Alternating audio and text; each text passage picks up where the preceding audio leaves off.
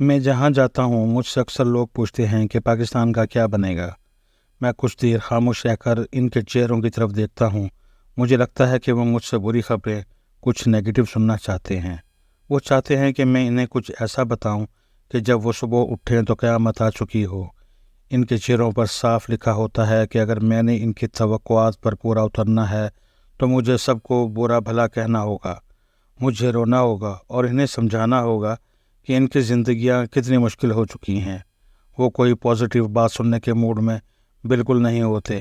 میں ان کے چہروں کو دیکھتے ہوئے سوچتا ہوں کہ اگر میں نے پاکستان کے بارے میں کوئی اچھی بات کی تو شاید وہ میری کلاس لے لیں۔ تم نے ایسا سوچا بھی کیسے؟ اب میرے پاس دو ہی آپشن ہوتے ہیں، ایک یہ کہ انہیں وہ بات بتاؤں جس پر وہ پہلے سے یقین کیے بیٹھے ہوتے ہیں، اور وہ یہ کہ ہمارے حالات خراب ہیں اور کسی بھی لمحے آسمان گر پڑے گا۔ دوسرا یہ کہ میں انہیں کچھ امید دلاؤں یا ملک کے بارے میں مثبت باتیں بتاؤں۔ اس شش و پنج میں یہ سوچ کر میں رک جاتا ہوں کہ اگر میں نے انہیں کوئی اچھی بات بتائی تو میری ریٹنگز کم ہوں گی، لوگ مجھے صحافی نہیں مانیں گے، میری ساکھ متاثر ہوگی۔ اچھی بات بھلا صحافی یا اینکر کے منہ سے کب اچھی لگتی ہے؟ لہٰذا وہ آپ سے اچھی خبر یا تجزیے کی امید بالکل نہیں رکھتے۔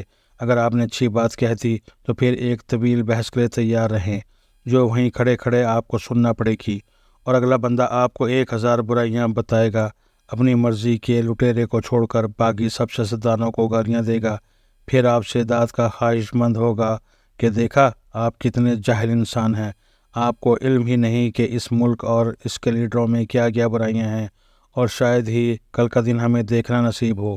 وہ آپ کو فخریہ انداز سے دیکھے گا کہ صحافی ہو کر بھی آپ کو تو کچھ پتہ ہی نہیں اور اسے سب علم ہے۔ ہاں، اگر میں نیگیٹو باتیں کروں تو وہ مجھے تھپکی دے گا اور میری ہاں میں ہاں ملائے گا۔ اب میرے لیے مشکل ہو جاتا ہے کہ میں کیا جواب دوں۔ مجھے نعیم بھائی یاد آتے ہیں۔ جب چھٹیوں میں نعیم بھائی گاؤں آتے تو سب لوگ ان سے مشورہ لینے پہنچ جاتے۔ مجھ سے کبھی کسی نے مشورہ نہیں مانگا۔ میں نے ایک دن نعیم بھائی سے پوچھا کہ یہ کیا چکر ہے، سب آپ سے مشورہ کرتے ہیں مگر مجھ سے کوئی نہیں پوچھتا۔ شاید مجھے وہ اس قابل نہیں سمجھتے، سب آپ کے دیوانے ہیں کہ ڈاکٹر نعیم بڑا اچھا مشورہ دیتے ہیں۔ وہ ہنس کر بولے، ایک بات ذہن میں رکھنا کہ جو بندہ بھی آپ سے کوئی مشورہ کرنے آتا ہے اس کے ذہن میں اس مسئلے کا ایک حل ضرور ہوتا ہے۔ وہ آپ سے کوئی نیا مشورہ نہیں چاہتا بلکہ اس کے اپنے ذہن میں جو حل ہوتا ہے وہ آپ سے اس کی حمایت سے تصدیق چاہتا ہے۔ میں ہمیشہ اس بندے سے پوچھتا ہوں کہ پہلے آپ بتائیں کہ آپ کا یہ مسئلہ کیسے حل ہو سکتا ہے۔ وہ فٹافٹ بولنا شروع ہو جاتا ہے کہ میرے خیال سے اگر میں ایسا کر لوں تو مسئلہ حل ہو جائے گا۔ میں اسے کہتا ہوں کہ بالکل ایسا ہی کرو، تم بالکل ٹھیک سوچ رہے ہو۔ وہ بندہ خوش ہو جاتا ہے کہ جو میں نے مسئلے کا حل سوچ رکھا تھا وہی حل اچھا ہے۔ یوں وہ بندہ نئے جوش کے ساتھ محنت کر کے زور لگا کر وہ مسئلہ حل کر لیتا ہے۔ وہ اپنے حالات کو بہتر سمجھتا ہے لیکن اسے بس ایک حوصلے کی ضرورت ہوتی ہے کہ وہ بالکل ٹھیک سوچ رہا تھا۔ نعیم بھائی کہتے تھے کہ میں کچھ بھی نہیں کرتا، بس اس کی سوچ کو انڈورس کر دیتا ہوں، اور وہ سمجھتا ہے کہ ڈاکٹر نعیم بڑا ذہین انسان ہے، جو مشورہ دیتا ہے اس سے مسئلہ حل ہو جاتا ہے۔ حالانکہ میں نے اسے وہی مشورہ دیتا ہوں جو وہ اپنے ذہن میں سوچ کر مجھ سے مشورہ کرنے آیا ہوتا ہے۔ اس کے برعکس تم مسئلہ سن کر اپنا کوئی حل بتانے لگ جاتے ہو جس کو وہ اونرشپ نہیں دے پاتا۔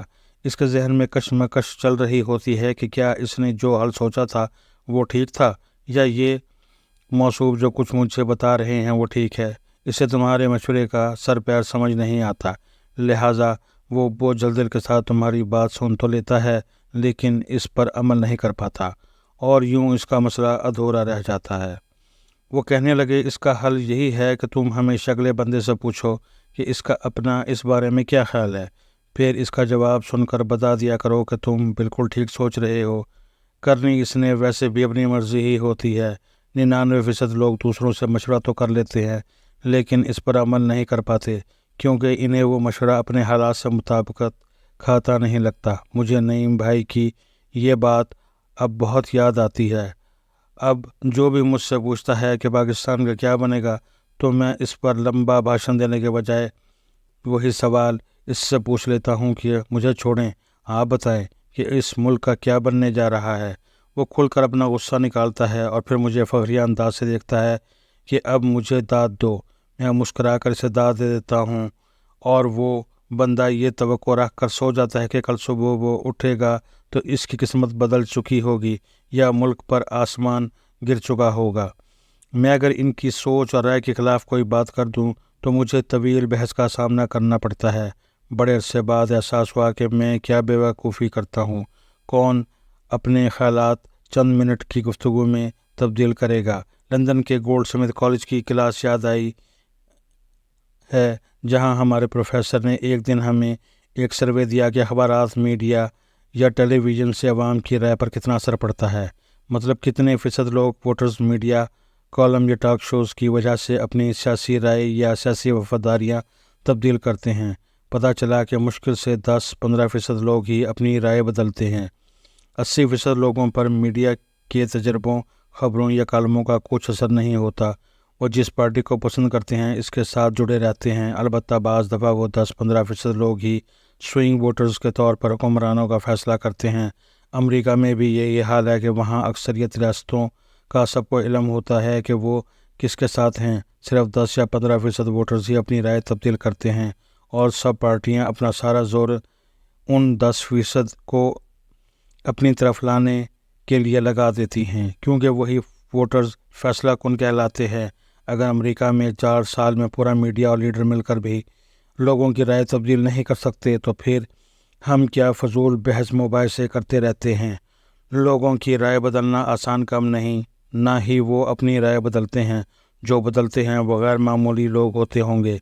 लिहाजा अब जब लोग मुझसे पूछते हैं कि बताएं मुल्क का क्या बन रहा है, तो मैं आगे से मुस्कुरा कर कहता हूँ, आप बताएं कि क्या बनेगा। फिर वो नॉन स्टॉप बोलते चले जाएंगे और 5 मिनट में पूरा नक्शा समझा देंगे। वो दरअसल आपको नहीं सुनना चाहते बल्कि अपनी सुनाना चाहते हैं। हर बंदे को एक सामे दरकार है और वही लोग दुनिया में मकबूल होते हैं जो खामोश रहकर दूसरों को सुन सकते हैं, क्योंकि यहाँ हर बंदा बोलना चाहता है, सुनना कोई नहीं चाहता। लिहाजा जब से नईम भाई वाला असूल अपनाया है ज़िंदगी कुछ आसान हो गई है। अब बहस नहीं करता, अगले बंदे की अपनी मर्ज़ी और अपनी राय। आपका क्या जाता है अगर आप चंद मिनट ऐसे सुन लें, वो भी तो आपको टीवी या व्लॉग पर सुनता है। तो फिर दोस्तों, आप बताओ कि पाकिस्तान का क्या बनेगा।